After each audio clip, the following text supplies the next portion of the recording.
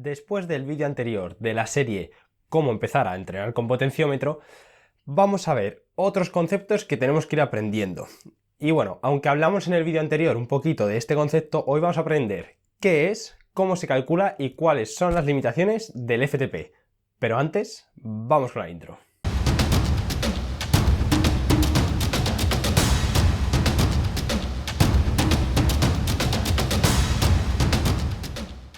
Lo primero que vamos a hacer es definir qué es el FTP.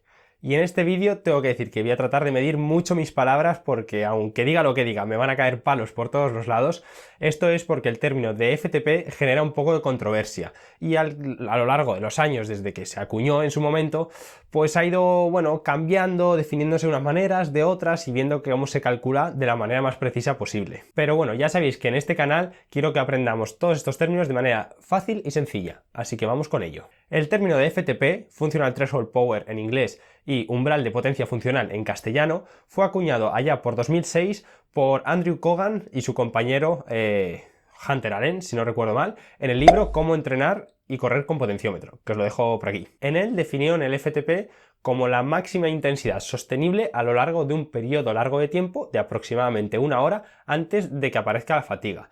Pero con el paso del tiempo se ha visto que, que esto de 1 hora era complicado, así que más o menos es la duración entre 30 y 50 minutos dependiendo del deportista. De momento creo que nos vamos a quedar con esta definición, para no complicarnos mucho. Y ahora vamos a profundizar un poco. Y hay que tener en cuenta que es que el concepto de FTP, o sea, el FTP como tal, es una estimación, es decir, que no es algo que veamos in situ, como puede ser el umbral ventilatorio 1 o el umbral ventilatorio 2. Abro un pequeño paréntesis, y es que eso de umbral ventilatorio y umbral ventilatorio 2, eso que algunos conocéis como VT1 y VT2, son dos hitos fisiológicos que podemos ver representados cuando hacemos una prueba de esfuerzo con gases, ¿vale? Al final, VT1 y VT2 son los que dividen el sistema de 3 zonas, el modelo trifásico de Skinner. ¿Vale? No voy a complicarlo mucho más, con que os quedéis con eso es suficiente. Si queréis buscar más información, darle. Y ahora seguimos con el vídeo. Por lo tanto, el FTP siempre hay que cogerlo un poco con pinzas, ya que se trata de una estimación.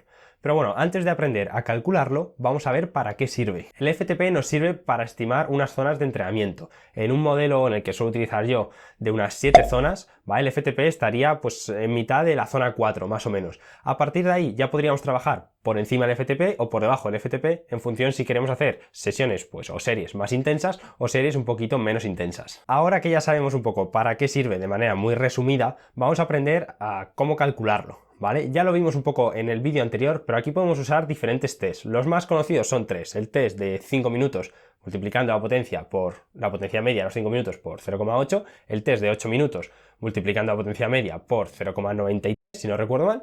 Y el test de 20 minutos, que es del que vamos a hablar hoy, que es multiplicando la potencia media de los 20 minutos por 0,95. Y os pongo un ejemplo práctico muy sencillo. Para un deportista de aproximadamente unos 70 kilos, voy a echarle un vistazo aquí a la chuleta, ¿vale? Que hace un P20 a unos 300 vatios, pues digamos que estimaríamos su FTP haciendo 300 por 0,95.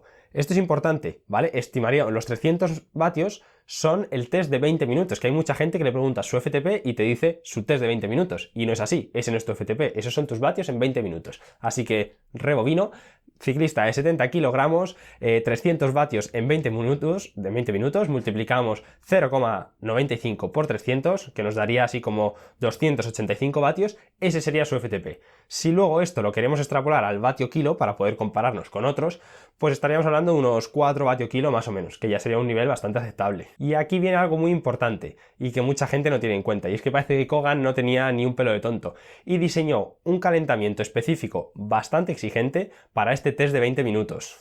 O para este P20. Aquí vuelvo a abrir otro paréntesis, para los que seáis un poquito menos técnicos. Cuando hablo de P20, por ejemplo P5, P10, me refiero, su traducción es peak, ¿vale? Peak 10 minutos, peak 20 minutos. Esto quiere decir que es cuál es tu mejor registro o cuál es tu pico de potencia de esos 20 minutos, de esos 10 minutos. Por ejemplo, cuando hacemos un P20 nos referimos a hacer un test de 20 minutos, un P5 o un test de 5 minutos. ¿Vale? Simplemente lo quería dejar aclarado para pues el caso. El planteamiento del test era el siguiente. Unos 20 minutos de calentamiento, pedaleando a intensidad moderada, ¿vale? 3 por 1 minuto a cadencia alta, unas 100 revoluciones por minuto, descansando 1 minuto, es decir, 1-1. Luego haríamos 5 minutos a intensidad máxima, es decir, sería prácticamente un test de 5 minutos, ¿vale? 10 minutos pedaleando suave y entonces ya sí haríamos nuestro P20, ¿vale? Los 20 minutos a máxima intensidad posible y lo más constante posible. Esto es algo que es importante. Y luego 20 minutos suave rodando. Para los que estáis más acostumbrados a hacer test o a entrenar en bicicleta, podréis ver que es un protocolo bastante exigente. Si ya de por sí hacer un test de 5 minutos aislado es duro, hacer un test de 5 minutos, 10 minutos después hacerse un test de 20 minutos, tiene tela, ¿vale? Y es por esto, por este protocolo, por el que probablemente en su momento se definió ese FTP como una hora, porque hacías tu protocolo de calentamiento, tus 20 minutos a tope, que en el que ya venías con bastante fatiga, y por lo tanto ese 20 por 0,95, pues sí que estimaba bastante bien el tema de una hora. Aunque bueno, luego se ha visto en estudios que tampoco aunque incluyésemos el calentamiento ese, tampoco valdría para mucho. Y es que poco a poco pasa el tiempo y los entrenadores y los deportistas nos hemos ido olvidando de ese protocolo de 20 minutos. Y entonces ahora solamente vamos a hacer nuestro mejor 20 minutos. Cogemos, calentamos 20-30 minutos y ¡pam! 20 minutos para arriba. Y entonces, claro, pues ahora esa definición de una hora ha quedado en esos 30-50 minutos. Y aquí abro otro paréntesis, que es que la verdad es que me encantan, y es que hace no mucho publicamos un estudio de tema de calentamientos, en los que yo estaba también como uno de los investigadores, junto a mis compañeros como David Barranco, Susana, Jaime Gil, ¿vale? Y es que en ese test lo que hacíamos es que era comparar cómo afectaba el calentamiento al P20 y hacíamos distintos calentamientos y veíamos los resultados de esos P20. Entonces, bueno, os voy a dejar el link en la descripción para que echéis un ojo a los más curiosos y veáis y cada uno saque sus conclusiones. Una vez que ya sabemos qué es el FTP, cómo calcularlo y para qué funciona, hay que ver dónde lo podemos hacer. Lo normal, es una recomendación muy general, es buscar una subida de entre un 3 y un 6% más o menos y que no tenga ni cruces ni descansillos. A veces esto es complicado, ¿vale? Aquí yo vivo en Madrid, tenemos un Morcuera, Navacerrada, Carencia, tenemos distintos puertos que son bastante fáciles para hacer estos test, pero no todos vivís en sitios en los que podáis hacer este test de manera tan sencilla. Entonces hay muchos también que lo tendréis que hacer en llano. Recomendación, si lo hacéis en llano, buscar un día de viento en contra, que os va a salir mucho mejor que si lo hacemos con viento a favor. Para ir terminando con el vídeo, voy a enseñaros otra forma de calcular el FTP. Y este tiene incluso otra terminación, se llama MFTP, es decir, FTP modelado. Y este se estima mediante tu curva de potencia.